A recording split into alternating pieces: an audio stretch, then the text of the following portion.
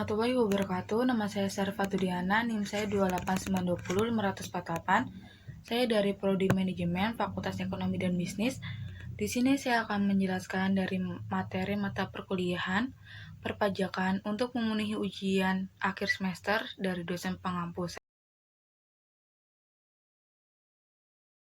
Di sini terdiri dari 4 materi. Yang pertama PPh pasal 23, yang kedua PPh pasal 24, yang ketiga PPh pasal 25, yang keempat PPh pasal 26.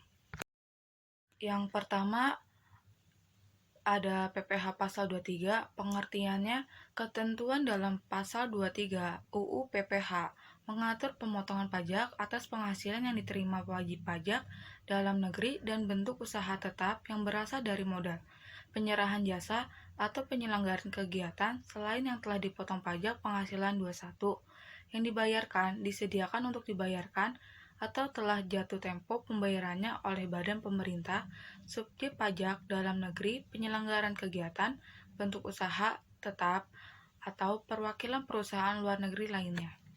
Selanjutnya di sini ada definisi PPh pasal 23. PPh 23 merupakan pajak pemotongan yang dikenakan pada penghasilan sehubung dengan penyertaan modal, sewa dan penggunaan harta selain tanah dan bangunan, penyerahan jasa atau hadiah dan penghargaan selain yang telah dipotong PPh 21. Di sini ada PPh terjadi saat adanya transaksi antara dua pihak, yaitu yang ke satu, pihak penerima penghasilan atau pemberi jasa akan dikenakan PPh 23 dan yang kedua, pihak pemberi penghasilan atau yang disebut dengan penerima jasa akan memotong, membayar dan melaporkan PPh 23 tersebut ke kantor pajak. Selanjutnya ada pemotongan PPh pasal 23. Yang ke satu ada badan pemerintah, yaitu wajib pajak dalam negeri, penyelenggaraan kegiatan, bentuk usaha tetap atau yang disebut dengan BUT, atau perwakilan perusahaan luar negeri lainnya. Yang kedua, yaitu wajib pajak orang pribadi dalam negeri tertentu yang ditunjukkan sebagai genre pajak melalui SE-08-4 PJ.4-1995. Selanjutnya di sini ada objek dan tarif PPh pasal 23. Yang ke-1 ada penghasilan sehubung dengan penyertaan modal, yaitu terdiri dari dividen, bunga, dan hadiah. Yang kedua, penghasilan sehubung dengan sewa dan pengguna harta. Yang ketiga ada penghasilan sehubung dengan imbalan jasa.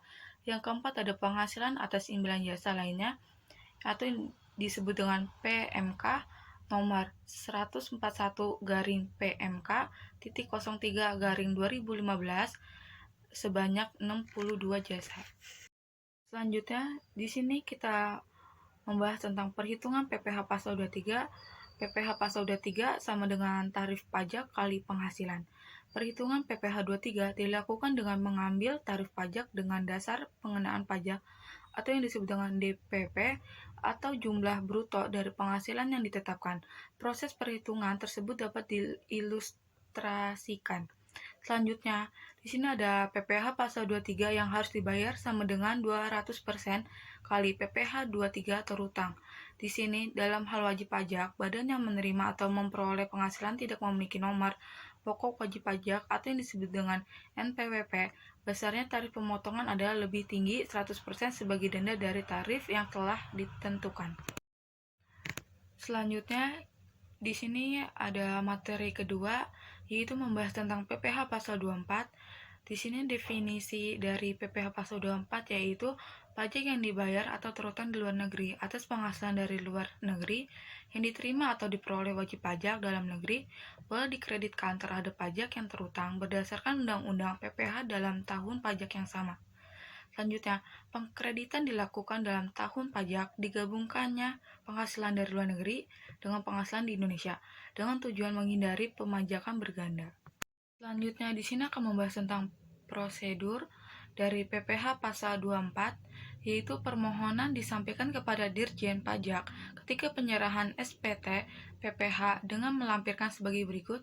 Yang ke-1, laporan keuangan dari penghasilan luar negeri. Yang kedua, fotokopi surat pemberitahuan pajak atau yang disebut dengan tax return yang disampaikan di luar negeri. Yang ketiga ada dokumen pembayaran pajak di luar negeri. Selanjutnya, di sini ada ketentuan perkreditan. Pajak yang boleh dikreditkan hanya pajak yang langsung dikenakan atas penghasilan yang diterima atau diperoleh WP. Di sini ada penentuan nilai yang dikreditkan. Pilih yang terkecil antara yang ke-1, pajak yang dipotong di luar negeri, atau yang kedua, maks kredit pajak luar negeri atau yang disebut dengan MKPLN. Selanjutnya di sini ada rumus dari MKPLN sama dengan PH.LN per PKP dikali dengan PPH terutang. Selanjutnya di sini ada pencatatan transaksi PPH 24. Yang pertama ada saat penerimaan penghasilan dari LN, pendapatan akan diakui sebesar pendapatan. Yang kedua, pajak yang telah dibayar dianggap sebagai pajak dibayar di muka. Yang ketiga, saat akhir tahun, pajak yang telah dibayar akan dibebankan walaupun yang boleh dikreditkan mungkin lebih kecil dari jumlah yang dibayarkan. Selanjutnya, di sini materi yang ketiga, yaitu membahas tentang PPH pasal 25. Di sini ada pengertian PPH pasal 25. PPH pasal 25 adalah besarnya angsuran pajak penghasilan dalam tahun pajak berjalan yang harus dibayar sendiri oleh wajib pajak, orang pribadi maupun pajak badan usaha setiap bulan dari masa pajak Januari sampai dengan masa pajak Desember. Selanjutnya di sini ada jenis angsuran PPH pasal 25 terdiri dari 5. Yang ke-1, angsuran PPH pasal 25 untuk wajib pajak badan umum. Yang kedua, angsuran PPH pasal 25 untuk wajib pajak orang pribadi umum. Yang ketiga, angsuran PPH pasal 25 berdasarkan PP 23 tahun 2018 yang bersifat final. Yang keempat ada angsuran PPH pasal 25 berdasarkan PPK nomor 215-PMK.03/2018. Yang kelima ada angsuran PPH pasal 25 berdasarkan KIP per 537/PJ 2000. Selanjutnya yang keempat yaitu membahas tentang PPH pasal 26.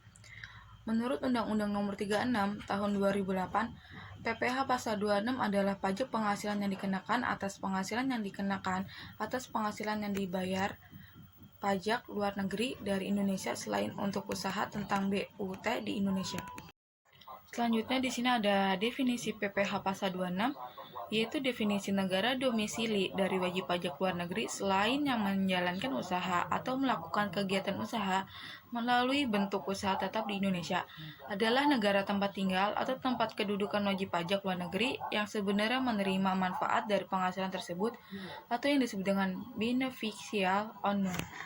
Selanjutnya di sini ada pemotongan PPH pasal 26 yang dilakukan oleh yang ke-1 ada badan pemerintah, kedua subjek pajak dalam negeri, ketiga penyelenggaraan kegiatan, keempat BUT, yang kelima perwakilan perusahaan luar negeri lainnya selain BUT di Indonesia.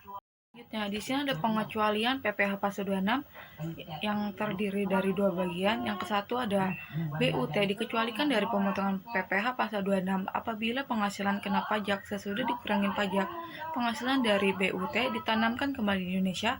Kedua, badan-badan internasional yang ditetapkan oleh Menteri Keuangan. Selanjutnya di sini ada siapa subjek pajak yang dikenakan PPH 26. Yang ke-1 ada pengoperasian usaha di Indonesia, kedua memperoleh penghasilan di Indonesia. Mungkin cukup sekian dari saya, kurang lebihnya mohon maaf bila ada kesalahan. Wabillahi taufiq wal hidayah. Wassalamualaikum warahmatullahi wabarakatuh.